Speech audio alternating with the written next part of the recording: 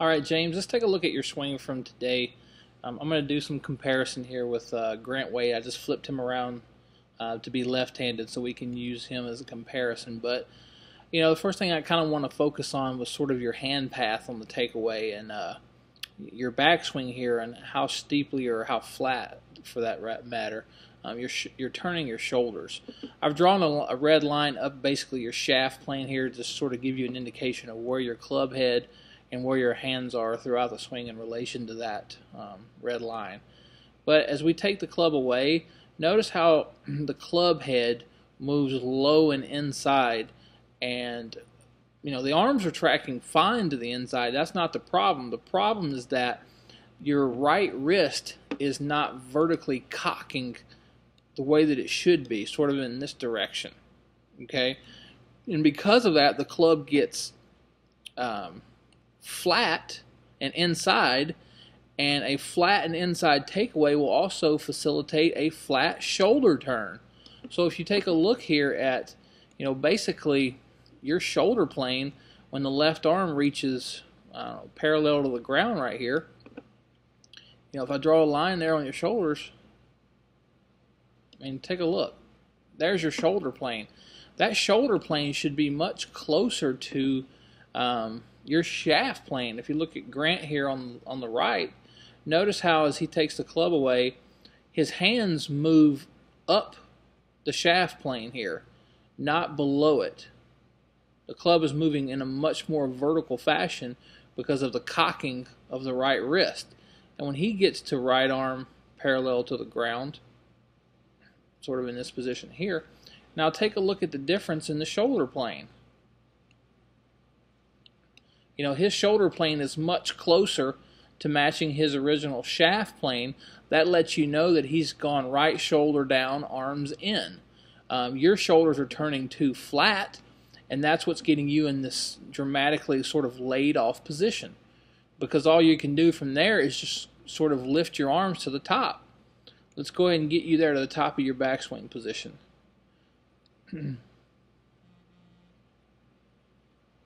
So about right there. Now notice how the right, you know, the right arm plane is pretty close to matching your shoulder plane. Not that big of an issue there, but let's go ahead and take Grant to the top. The one thing that I see for you is that one of the things that's causing this is this left elbow position. Your left elbow is sort of flared out away from your body ever so slightly. Whereas if you look at Grant's on the left, you can see his left elbow is a little more tucked inward. The more that your elbow sort of separates from your body and moves out in this direction, the more your club is going to cross the line in this direction. Okay, so there's a correlation there. So one thing I want you to feel is though, you know, if I put a T under that left arm, would you drop it or would you not drop it? Okay. I also want you to compare for a second the lower body action here. Let's go back to the start. Club moves away. You know, you've got a lot of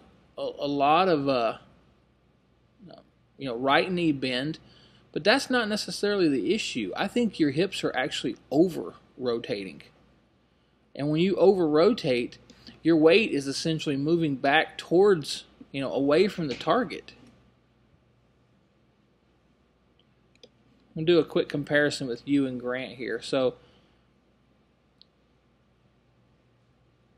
here you are sort of at the top, and here Grant is at the top.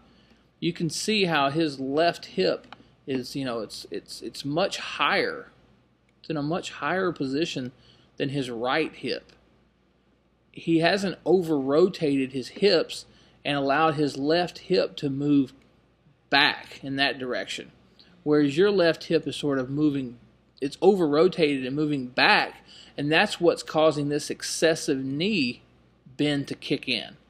So, I'm not, you know, typically I'm not one to say let's restrict hip turn, but in your case, I think to make your swing a little more stable, I'd like to see you rotating your hips just a little bit less so that this right hip is not working backwards. Okay? All right, James, now I want to take a look at your downswing motion and just do sort of a comparison here. As you start the club down, I see your hip starting to push forward, and the club is dropping to the inside nicely. So, the shaft is a little bit shallow. It's a little bit below the left forearm plane there. But really all that means is the club is definitely coming from the inside here. So the bigger issue that I see here is if we take a look at your impact position right there, and I'm going to go ahead and take Grant down to impact as well. Now, if you take a comparison of these two positions, I want you to notice a couple of things. Number one, notice the lower body action. I mean, here we are at impact. You should have a predominant amount of your weight, on your right side, and I feel like you do have some weight on your right side because I can see your hips pushing forward, and your left leg looks very, very straight. But your hips have not started to open at all and move to the right of the target line. Because of that, your shoulders are a little bit too square, actually are closed at impact. That's another one of the reasons why the ball was, it was very hard for you to square the face, and why, the ball kept sort of blocking, to the right in this fashion. Okay? Now, if you take a look at Grant, you'll notice he's opened his hips much, much more. He's pushed his weight forward. And how do I know that his weight is forward? Well, if you take a look at his trail foot here, you can see that it's starting to bank and roll in. Okay? And I definitely don't see that with you. I see you very flat-footed. You may even still have some weight on your back leg. But we basically need you to get your hips pushed more forward and get your hips to start to open slightly in this direction. What that's going to allow to happen is that your left elbow here is going to stay closer here into your side. If you look up here at Grant, and you're going to see your shoulders start to open. Do you remember the problem or the issue where we were talking about your right elbow not folding correctly? Well, this is one of the reasons why it was not folding correctly, because your lower body has not opened enough. Okay, so I'm going to remove some of this stuff so you can just kind of see the impact position, follow through. See how steep the shoulders are getting here now? Now the shoulders they were flat in the backswing, but they've steepened, and now they're kind of matching the shaft plane.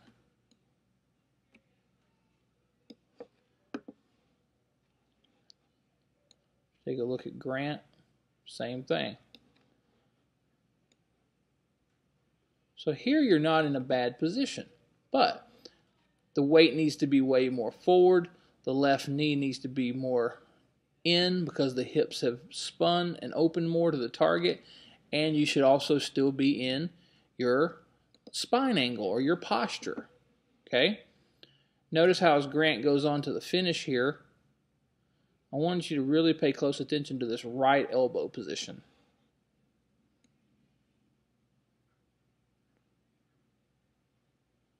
See how your club is more vertical, more straight up in the air here? And the elbow is not the elbow is not pointing to the ground as much as Grant's is over here. Like pointing straight down. Okay? Notice you've also lost your spine angle. Whereas if I draw a line here on Grant's spine, he's still in his tilt, and you are pretty much vertical. Okay? We've got to get you to stay in your forward tilt so that your arms can move around your body more in this fashion instead of vertical. Okay, James, now we're going to take a look at your swing from the face-on view, and this is where I saw the biggest issue with your golf swing. And, really, this is a couple lessons we've worked together now, and you should have a pretty good understanding of this pattern. And, the whole idea of this pattern that I'm teaching you is to teach you to control the low point of your golf swing. And today I saw you hit more shots fat than I'd ever seen you hit, and I knew, right away there was something dramatically going on. So from this view, you're going to see it. The biggest thing that happens is that in your backswing, you squat and load more flexion into your knees. If you take a look at the amount of knee flex that you have right now in both of your knees, particularly, even in your trail leg, this left knee, there's not a whole lot of flex there. And in the backswing, the trail knee should straighten. Well, you're going to see here in your swing that yours not only does not straighten, it actually increases in flexion. And that'll be denoted by this yellow box that I have drawn on the screen here is going to show you a couple of things. Number one, where your body mass is located throughout the swing. But number two, it's going to show you the height, the level of your head. So this is going right across the top of your cap. Your setup position looks fine. I mean, it looks really, really close to Grant's here on the right. You've got the majority of your weight on your front foot. That's indicated by how much of your weight or how much of your body's mass is outside of that box. I mean, it looks very, very similar to Grant's there. But as you take the club away, watch what happens. Not only do you move down and away, here's the backswing again. Your body is moving in this direction, away from the target, and your head is going down tremendously. And the reason why is because you are increasing the flexion in your knees. Your left knee now is more bent than it was at address, basically. I mean, this knee looks like this. Okay, so the left knee should be straightening throughout the backswing and not gaining flexion. Okay, so let's take a look at Grant's move over here on the right away from the ball. You'll notice his head is very stable. It doesn't move in relationship to the box I've drawn. Look how his left knee is straightening.